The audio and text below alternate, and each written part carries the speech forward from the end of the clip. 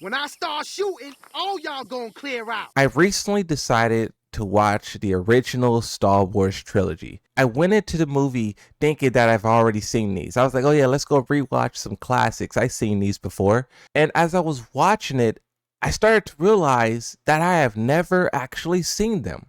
I seen memes, I seen movie reviews, I seen so many people across the internet reference these movies, and that gave me the illusion that I have seen them.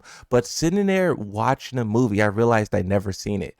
And once I realized that, I was like so locked in because I was like, this is like one of the greatest movies, and I haven't even seen it.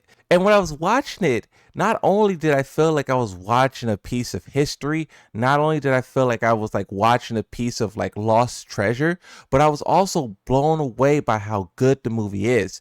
That movie, of course, we think of like Darth Vader, Obi-Wan, and Luke as like these great characters, huge personalities, they defined Star Wars and they also reshaped movies. But when you're watching that movie, just A New Hope, I only see New Hope yet, but I'm going to watch the other two after this. But when I was watching A New Hope, I was just so blown away by the characters. The characters are unlike anything that I've seen in like modern movies. Like they all have their own traits, they all have their own personalities, they all have their own motives. And the story really brings all these characters together in a real believable way. In other Star Wars movies, like more modern ones, the characters are forced together. They're forced to like be on the same journey. But this one, it kind of feels like the Force is bringing all these things together. It feels like it's destined for these characters to come together. And seeing them all start off on their own journeys, like Han Solo, watching this movie made me really understand why people love Han Solo so much. Because in reality, he's just a guy with a gun who flies a fast spaceship. But when you're watching that movie, his personality comes through so crazy. He starts off as this like greedy smuggler mercenary who only cares about money. And then they have that scene of him shooting Greedo first. That scene was fire. Like he just has this smug, I don't care type of attitude, but also it's the attitude of someone who would live in the Star Wars universe. It's a very big and cutthroat place. The Empire has a stranglehold on the galaxy, so Han Solo needs that personality to survive, to exist.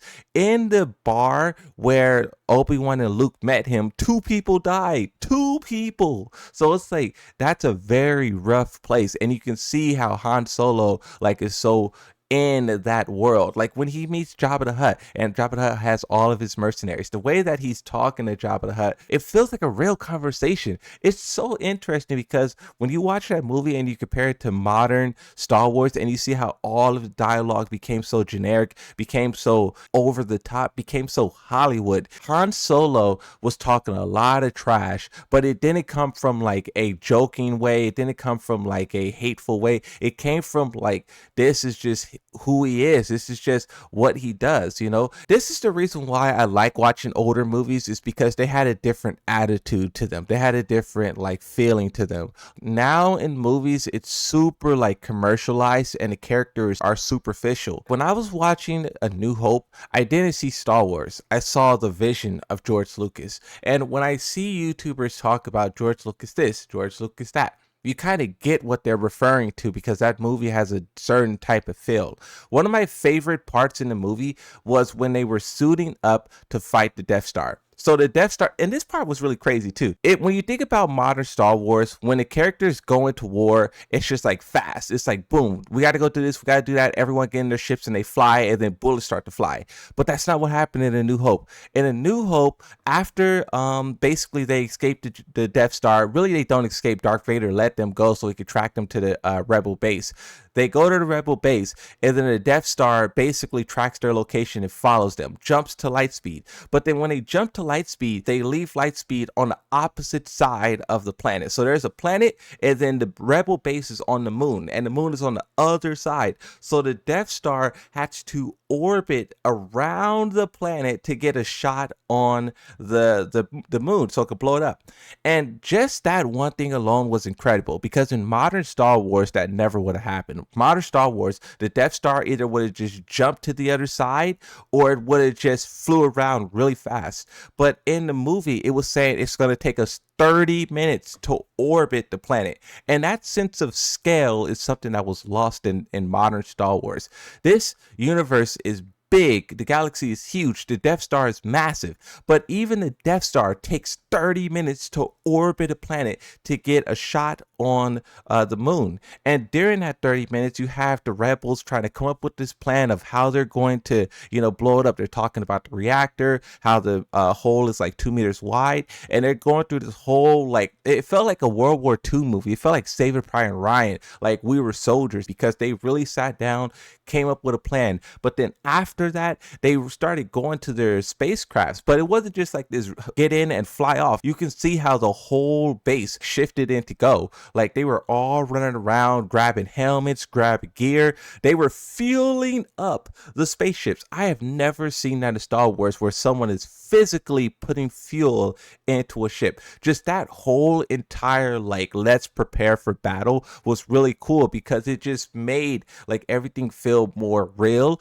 Even though it's like super sci-fi, they weren't just like zipping around and doing everything really fast. It was like a build up to the fight. The clock is ticking, but we also got to follow all these protocols, do these things, and then go. That whole part of the lore was so cool, and I never seen something like that in modern Star Wars. One thing that was really funny as well was Obi-Wan not recognizing R2. Of course, I was aware of this. I watched other movie reviewers and they talked about how Obi-Wan should recognize him and stuff like that. That's like one of the biggest like plot holes, but that's like a fault of all of the stuff that was added after. But more importantly about Obi-Wan is his character. He's basically like a true Jedi. He's willing to take action when necessary, but he's not out here like doing over the top violence, So I love that willingness of him to jump into action to protect Luke, but I also like just this whole arc that he was on. When Obi-Wan spoke of the Force, it was with so much respect, and also he was so humble. In comparison, the modern Jedis that we get from Disney are like arrogant Siths in a way. Not even Sith, because Darth Vader showed a more respect and humbleness when talking about the Force.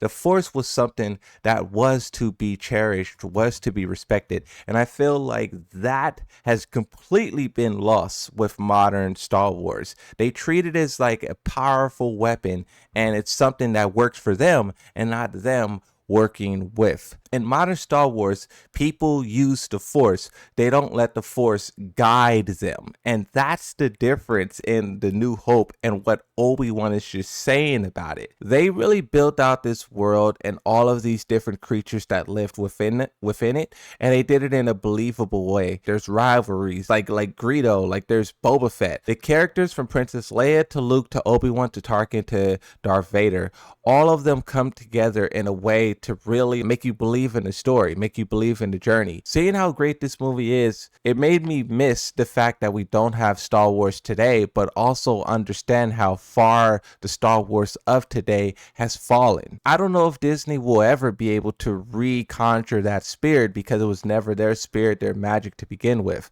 I think the Star Wars Clone Wars probably came closest to capturing the essence of Star Wars, but even then, in comparison to A New Hope, I just think The New Hope is just operating at a higher level. It's just so original. It's just so effortless, but also has a lot of passion put into it. You could tell this was a passion project of George Lucas, and he really had like a story he wanted to tell.